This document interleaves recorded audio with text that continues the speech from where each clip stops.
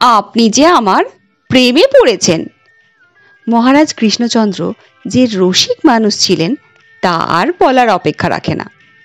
মাঝে মধ্যেই মহারাজ গোপালকে খোঁচা মেরে গোপালের পিছনে লেগে বিভিন্ন রঙ্গ রসিকতায় মেতে উঠতেন।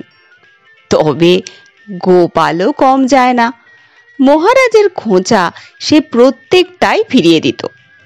শেষকালে মহারাজই জব্দ হতেন, তবুও মহারাজ গোপালের পিছনে লেগে এক অনাবিল আনন্দ লাভ করতেন।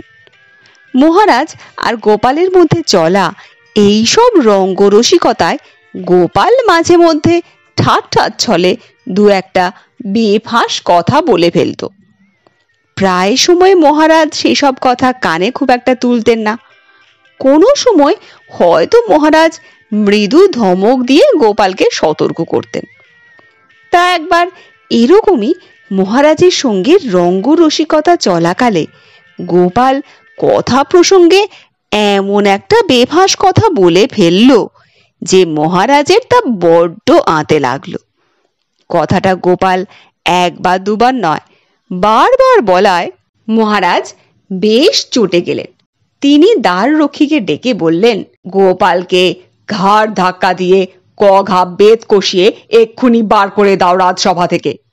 আর নাপতেটাকে বলে দাও ও যেন কোনো দিন ওর মুখ না দেখায়। কাল প্রত্যুষেই যেন আমার রাজ্য ত্যাগ করে ও অন্য কোথাও চলে যায়। মহারাজের ক্রোধ দেখে গোপাল প্রথমটায় একটু হতচকিত হয়ে গিয়েছিল। পরে নিজের ভুল বুঝতে পেরে করুণ স্বরে সে বলল, মাফ করবেন মহারাজ, হঠাৎ মুখ ফসকে একটা বেফাঁস কথা বেরিয়ে গেছে, এর জন্য আমি আপনার কাছে ক্ষমা চাইছি। হুজুর, আপনি আমার মা বাপ, আপনি ক্ষমা না করলে আর কে করবে? তাই হুজুর আপনার কাছে ভিক্ষা চাইছি। এই বুড়ো বয়সে আমাকে আর মারধর দিয়ে রাজসভা থেকে বার করতে হবে না। আমি নিজেই বেরিয়ে যাচ্ছি, আর আপনাকে কথা দিচ্ছি 3 দিনের মধ্যেই আপনার রাজ্য ছেড়ে আমি চলে যাব। এই বলে গোপাল রাজসভা থেকে চোখ মুছতে মুছতে বেরিয়ে যায়। ভারাক্রান্ত হৃদয়ে গোপাল বাড়ি ফিরে পাড়া প্রতিবেশীদের শুনিয়ে শুনিয়ে বউকে বলল, গিন্নি, সব জিনিসপত্র গোছগাছ করে নাও, আমরা দিন দিনেকের মধ্যেই এই রাজ্য ছেড়ে চলে যাব। রাজ্যের রাজা আমাদের এই রাজ্য ত্যাগ করে চলে যেতে বলেছেন। তুমি একটু হাত চালিয়ে সব জিনিসপত্র বাঁধা ছাদা করে নাও, আমি ততক্ষণে এই ঘর বাড়ি বিক্রি করার একটা ব্যবস্থা করে আসি। এই বলে গোপাল রুদিত স্বরে বাইরে বেরিয়ে যায়। খানিকক্ষণ পরে গোপাল বাইরে থেকে ঘুরে এসে গিন্নিকে তাড়া লাগায়, কই গো গিন্নি, একটু হাত চালিয়ে জিনিসপত্র সব তাড়াতাড়ি গুছিয়ে নাও, বাড়িটা একটু সস্তায় একটা খদ্দেরের কাছে বিক্রির ব্যবস্থা করে এলাম। বাড়ি বিক্রির কথা শুনে গোপালের গিন্নি রুদ্ধস্বরে কাঁদতে লাগলো। কাঁদতে কাঁদতে গোপালকে তিনি বললেন, নিজের জন্মগা 7 পুরুষের শ্বশুরের ভিটে ছেড়ে কোথায় যাব আমরা? তুমি গেলে যাও, আমি যাব না। মরতে হলে এখানেই মরবো। গিন্নির উচ্ছ্বসিত ক্রন্দন দেখে গোপাল গিন্নির কাছে ফিস ফিসিয়ে বলল, হ্যাঁ গো গিন্নি, আমরা সত্যি সত্যি বাড়িঘর ছেড়ে অন্য কোথাও যাব না। তুমি বরং এখন আর একটু জোরে জোরে পাড়া প্রতিবেশীদের শুনিয়ে শুনিয়ে জিনিসপত্র গোছগাছ করো, যাতে তারা দেখে সত্যিই মনে করে আমরা এই গাঁ ত্যাগ করে অন্য কোথাও চলে যাচ্ছি। গোপালের পরামর্শ মতো তার গিন্নি উচ্চস্বরে বিলাপ করতে করতে জিনিসপত্র বাঁধা ছাঁদা করতে লাগলো। পরদিন গোপাল লোকজন এনে বাড়ি ঘরের দরদাম করতে লাগলো। পাড়া প্রতিবেশীরা দেখলো, শুনলো, তারা বুঝলো গোপাল নিশ্চয়ই এই রাজ্য ত্যাগ করে অন্য কোথাও চলে যাবে।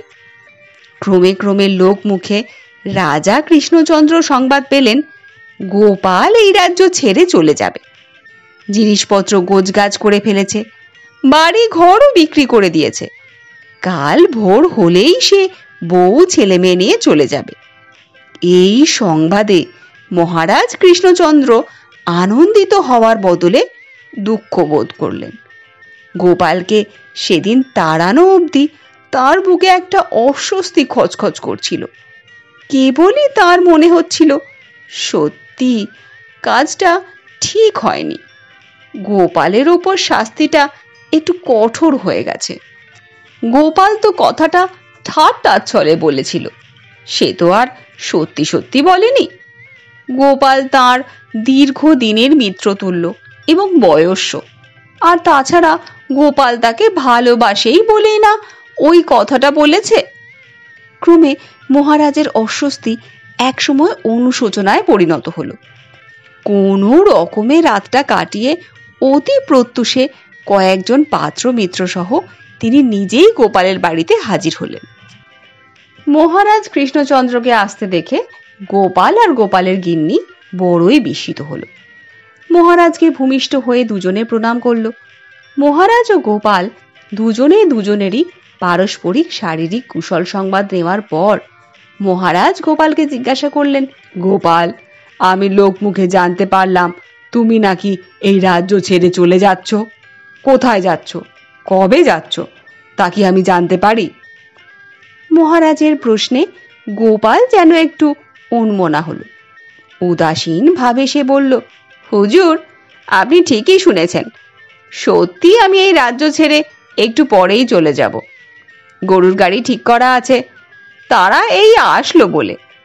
মহারাজ, আপনি আমার মা বাবা, আপনি আমার অন্নদাতা ভগবান। আপনি যখন আমার প্রতি বিরূপ, তখন এই রাজ্যে থেকে কি লাভ?